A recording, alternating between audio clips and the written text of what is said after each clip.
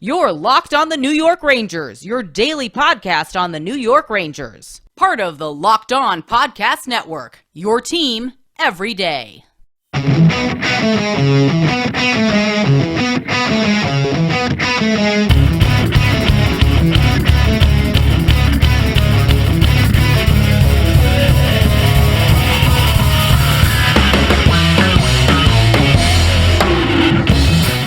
Welcome back, Blue Shirts fans, to episode number 560 of the Locked On New York Rangers podcast. I'm your host, John Chick. Just wanted to thank you guys for making Locked On New York Rangers your first listen every day. We are free and available on all platforms. That song you are hearing right now is, of course, Leave the Lights On from our good friends in Passafire. You can check those guys out anywhere you get your music. And today's episode of Locked On New York Rangers is brought to you by BetOnline.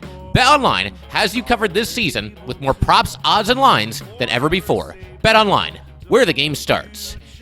And the Rangers coming off of a rough 3-0 loss against the rival New York Islanders in Madison Square Garden that snaps a 4-game winning streak for the Rangers in emphatic fashion. Just not a fun game overall to watch, and I'm sure not a fun game to be at either. Maybe some of you were even at the Garden last night watching this unfortunate game unfold, basically. But, that kind of leads me into what I want to talk about. I have two major takeaways from this game. And first, I just kind of mentioned it. I'm glad I wasn't at this game. This has obviously been a fantastic season for the Rangers. It's been so much fun to just kind of see all the pieces finally start to fit together here. The Rangers start to come out of this rebuild and start to reestablish themselves as a bona fide contender in this league.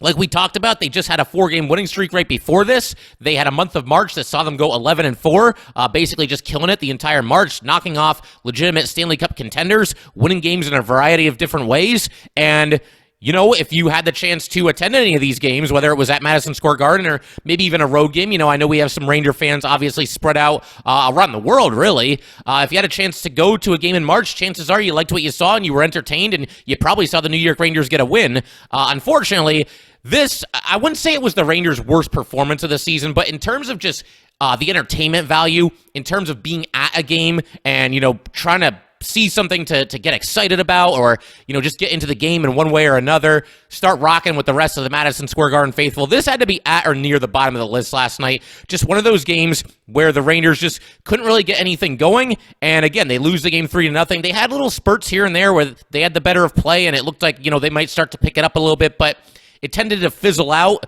in most of those instances far more often than not. So that was my first takeaway, that this was not a fun game to be at all. Maybe the least fun game all season to be at if you're a Ranger fan. And there was a fight later in this game. And fights, if you're there live, there's always a little bit of an entertainment value there. And of course, I don't want to see these guys giving each other concussions, but let's be real. Hockey fans get excited whenever there's a fight. And even that kind of fizzled out pretty quick because Barclay Goodrow and Anders Lee got mixed up. And they both just kind of fell to the ice as soon as the fight started. So they didn't even get fighting majors for that. So even that, you think you're at least going to get a Ranger-Islander fight, and you don't even get that to get excited about. But the other big takeaway is that this kind of felt like a Ranger-Islander game from either last year or the year before that. Just not exciting at all, and it just becomes a complete slog. And the Islanders, they play this counterpunch kind of a game. They're basically just out there looking to play good defensive hockey and waiting for you to make a mistake and capitalize on it. And when you watch this game, all 3 Islander goals, first of all, this is kind of strange too, all 3 of the Islander goals occurred in the first couple of minutes of each period. The Islanders scored 1 goal in all 3 periods, and without checking the box score, I'm almost positive that all 3 of those goals occurred within the first 5 minutes of all 3 of those periods. So that was kind of unique in and of itself, but all 3 of the Islander goals came as the result of the Rangers making a mistake and in some cases, not clearing the puck out of their zone and turning the puck over and then getting a golden opportunity out of that. Besides that, I was joking watching this game. I was like, do the Islanders even try to create any offense? We were getting toward, I think, past the midway point of the second period, and the Islanders had like 6 or 7 shots on goal. And it's like, do they, they just keep the puck along the boards and drag the game down into the mud and basically just try to bore you to death? That's what it feels like sometimes. So, again, just not a fun game overall. And, of course, Semyon Varlamov, he, once again, is the Ranger killer. He has really just had this team's number over the past few seasons. And, in fact, this is a pretty crazy stat as well. Simeon Varlimov in Madison Square Garden now has 12 consecutive shutout periods. I mean, that is just insane. That's, let's think here, that's like 4 hours. Wait, yeah, 4 hours of scoreless hockey in a row for Semyon Varlamov inside Madison Square Garden. That's almost unfathomable.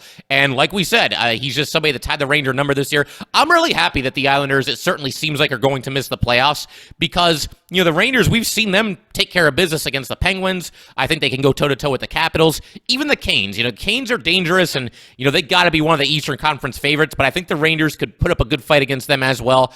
This Islander team, you know, the Rangers just, a lot of times when they play them, they just cannot find their game. And, you know, maybe there's times where the Rangers press a little bit to create some scoring opportunities, and that just plays right into the Islanders' hands because it results in a turnover, and it results in an Islander goal. And on top of that, Semyon Varlamov, of all the great goalies in this league, and Varlamov's a good goalie, don't get me wrong. I mean, he's been like a top 10 goalie for, I would say, about a decade or so. But for all the great goalies in this league, for this to be the guy that just routinely and completely shuts down the Rangers, it is a little bit surprising. It is a little bit difficult to figure out. He was not under tremendous pressure in this game, but he made some good saves, certainly when he needed to.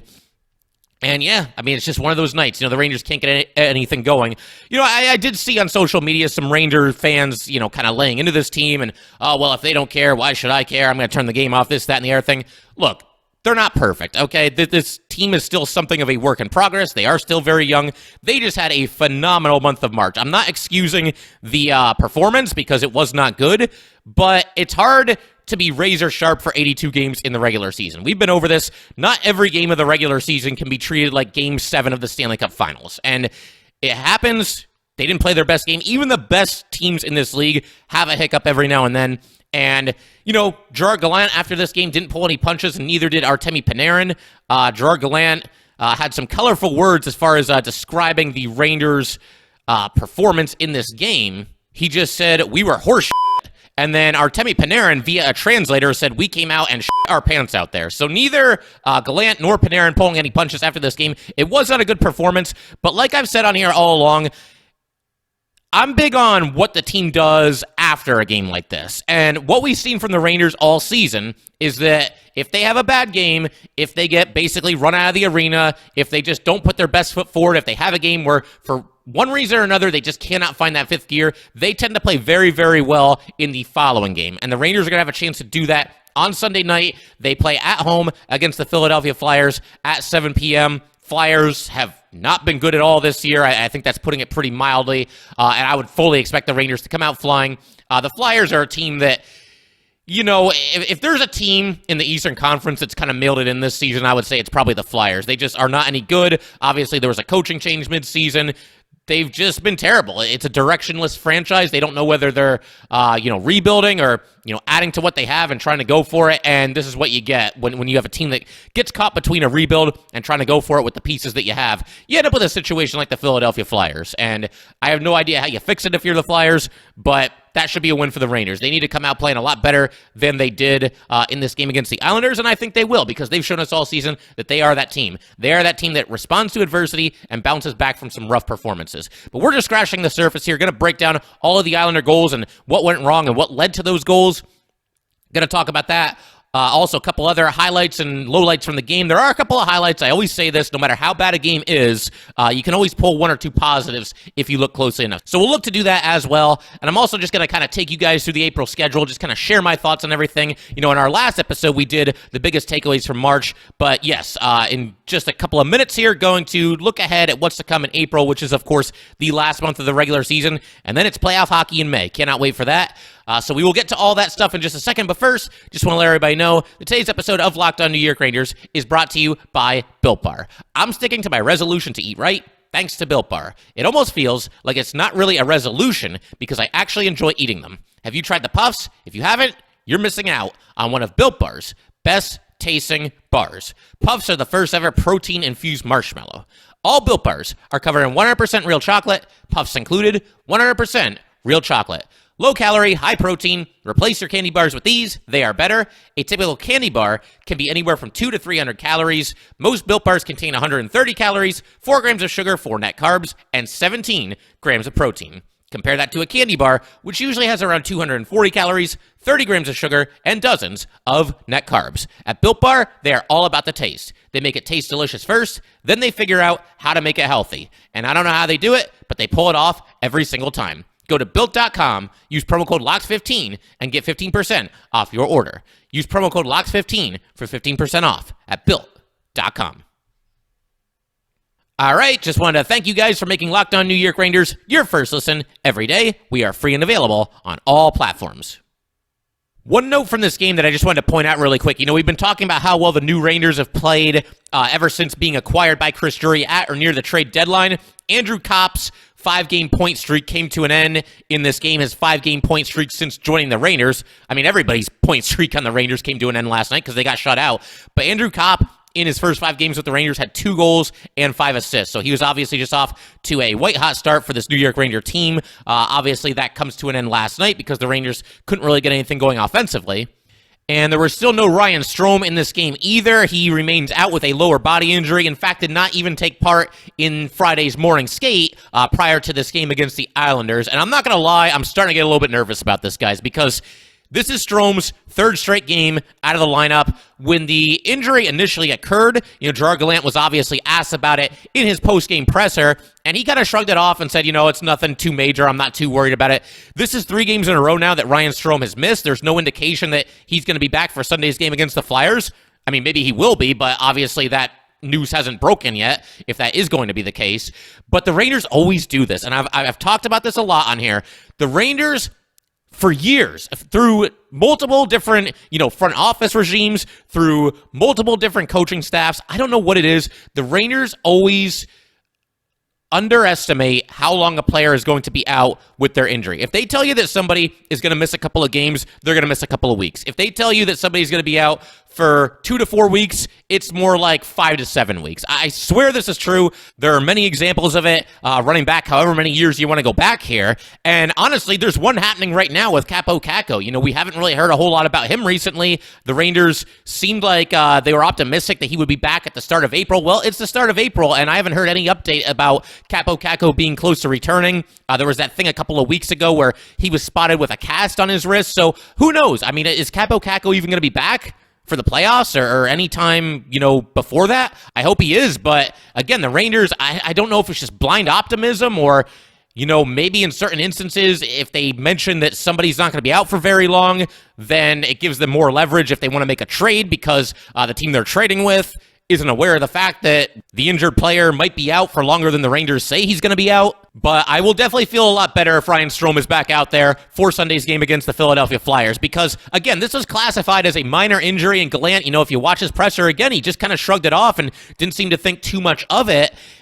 If somebody misses more than 4 games, if he misses the game against Philly, that would be his 4th game out of the lineup. We're getting past minor injury at that point, are we not? I mean, I realize that's a subjective term, but I mean, if I hear the term minor injury, I'm thinking a game or 2. I'm not thinking like 4, 5, 6 games, whatever this ends up being. So I'll feel a lot better if Ryan Strome is back out there on the second line in Sunday's game. Presumably, Strome centering Panarin and Kopp. I would imagine that would be the line trio there, but we'll see how the Rangers look to play it if and when Strome gets back. But fingers crossed that he's back out there against the Flyers on Sunday. Something else of note in this game against the Islanders was that the Rangers took about 12 high-sticking penalties. I mean, that's what it felt like. They were getting called for high sticks left and right, and I'm not even saying that any of them were bad calls. They weren't. There were just a lot of random instances in this game where somebody lost control of their stick, just got a little careless with it maybe, and caught somebody with a high stick, and the Rangers ended up shorthanded as a result of that. I know Ryan Reeves got one. I know Andrew Kopp got one. I believe there was at least one other as well. The good news, and again, we mentioned that even in a game like this, you can pull some good news out of it. The good news is that the Islanders ended up getting 4 power play opportunities in this game. I believe all 4 of them lasted the entire, full 2 minutes, and they went 0 for 4 on the power play. I thought the Rangers had a really nice day on the penalty kill. We talked about that in our last episode as well, that the Rangers' penalty kill, which has been a strength all season, was scuffling a little bit recently. I realized part of the reason for that was in the most recent game, Alex Georgiev obviously struggled. The Red Wings scored 2 goals on the power play, and both fairly to definitely soft goals allowed by Alex Georgiev. So that contributed to it. But overall, the Ranger penalty kill had not been a strength in recent games, but there's just too many good penalty killers on this team for that to remain the case, and the Rangers obviously did a nice job. No quality scoring opportunities really to speak of for the Islanders on the man advantage in this game, and in fact, the Rangers played their best in this game while they were shorthanded. I know that sounds kind of strange to say, but it's the truth. The Rangers, some of their best scoring opportunities of the night came while the Rangers were shorthanded. So that was good to see, obviously. A lot of Rangers logging some good penalty kill minutes. Andrew Kopp was out there for 3:42 of penalty kill time. I thought he looked good. Tyler Mott looked good on the PK as well, 3 minutes even. Barclay Goodrow was out there for 4:04 while the Rangers were shorthanded. He made a couple of plays while they were shorthanded, getting the puck away from guys, clearing the puck. Kreider, 2:26. Zibanejad, 2:48. Jacob Trouba, 4:06. Keandre Miller, 4:45. So they were shorthanded for quite a while in this game. But again, I thought they passed the test with flying colors, and kind of a get-right night for the Ranger penalty kill unit. Like I said, if you look close enough, you can always find at least a couple of positives. We're going to continue breaking down everything that happened in this game in just a second. But first, just want to let everybody know that today's episode of Locked On New York Rangers is brought to you by BetOnline.net. BetOnline is your number one source for all your betting needs and sports info. Find all of the latest sports developments, including this week's Masters Championship odds, podcasts, and reviews for all the different leagues this season. BetOnline is your continued source for all your sports wagering information, including live betting, esports, and scores. Head to the website today or use your mobile device to learn more about the trends and action. BetOnline, where the game starts. I will say the Rangers definitely had an unfortunate break go against them very early in this game. You had Artemi Panarin moving in up the left side, couple of moves, gets in deep, puts his shot right off the crossbar, and then the Islanders scored maybe about a minute after this, not even a minute after this, and there was a situation in the Rangers zone where Braden Schneider, he had a little bit of a tough night. He was a -3. I've defended Braden Schneider on this podcast, and the decision to have him in the lineup over Justin Braun.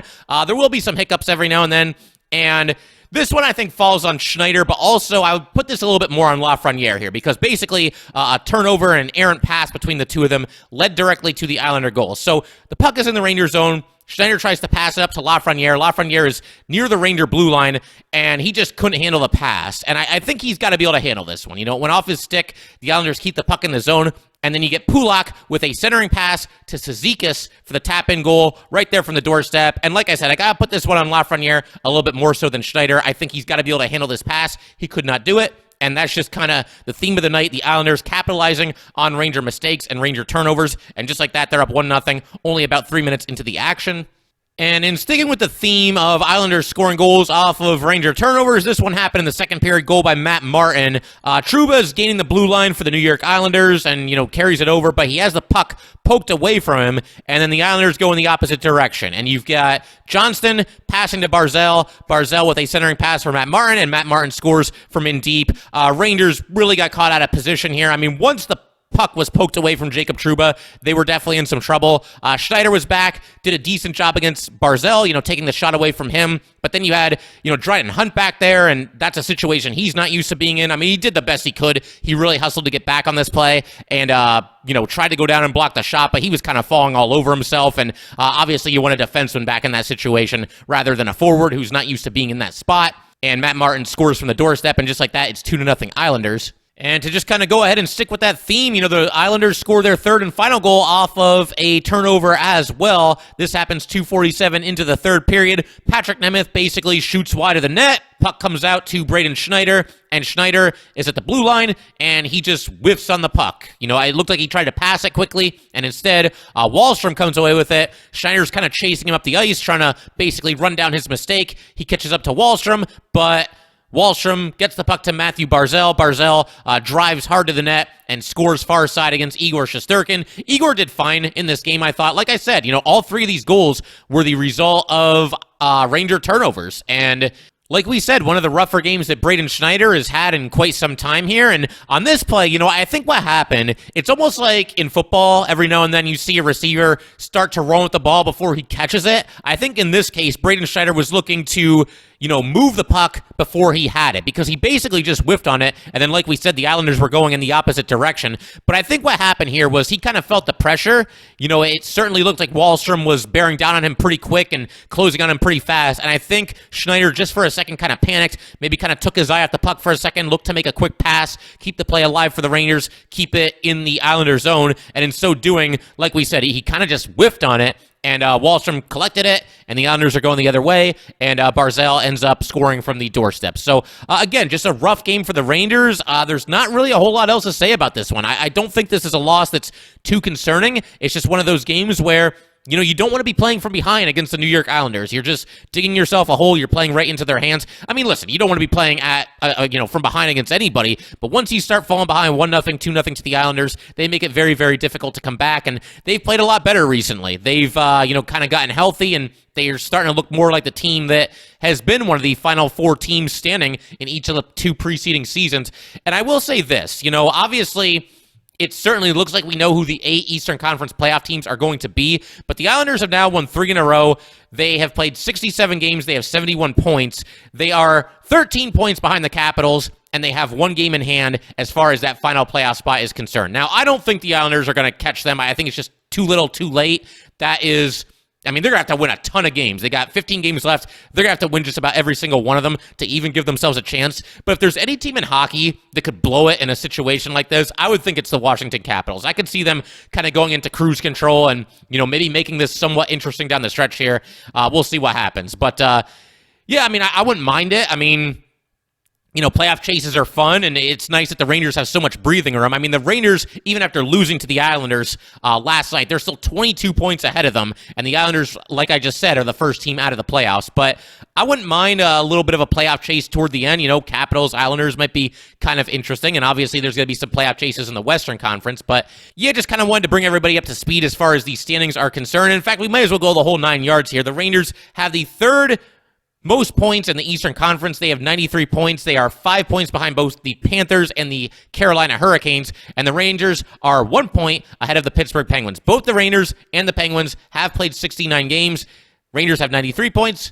Penguins have 92 points, so that could come down to the wire there as far as which team finishes second, which team finishes third, and which team has home ice advantage in that first-round playoff matchup, because, again, it really feels like Rangers and Penguins certainly on a collision course for a first-round playoff clash. And then the only other thing I want to do here today before we call it is to kind of just take a look to the schedule in April. And I realize, listen, you guys are plenty capable of looking up the Rangers schedule, but I thought I would just at least share a couple of, general thoughts about what's to come here for the Rangers in the final month of the regular season. Obviously, they started on a less than ideal note, losing 3-0 to the Islanders, but they will be back in action, like we said, on Sunday at home against the Flyers. That is one of 2 matchups against the Flyers this month, and they start the month with 4 consecutive division rival games. You've got the Islander game, the Flyer game, and then on Tuesday, they are at the Devils, and then on Thursday, they are home against the Pittsburgh Penguins, and I'm sure that's going to be a great game. Definitely make sure you watch that one. These teams, they're well aware of what's going on. They're well aware of the fact that they're going to be in the playoffs and very likely might end up playing each other. We've seen some playoff-level intensity when those two teams have played each other in the past, so I think we can expect more of the same when they clash this upcoming Thursday here. As far as other highlights from the month, they play the Islanders one more time. They will play them on Thursday the 21st at 7:30 p.m. They have 2 afternoon games. For whatever that's worth to everybody, there are 2 Saturday afternoon games. They are home against the Red Wings at 12:30 on Saturday the 16th. They are at the Bruins at 3 p.m. on Saturday the 23rd. And the other thing that really stands out is that the Rangers are going to be playing a lot of games in Madison Square Garden this month. They have 14 games in total. 10 of them are in Madison Square Garden. Only 4 of them are on the road. So that'll be nice, kind of whip Madison Square Garden up into a frenzy heading into the playoffs, get everybody excited and just ready to go. And in fact, the Rangers will conclude the regular season with a 3-game homestand. They are at home against the Carolina Hurricanes on Tuesday the 26th. They are then home against the Montreal Canadiens on Wednesday the 27th, so that'll be a back-to-back, and I would imagine probably one of those games might be Alex Georgiev's final appearance of the regular season.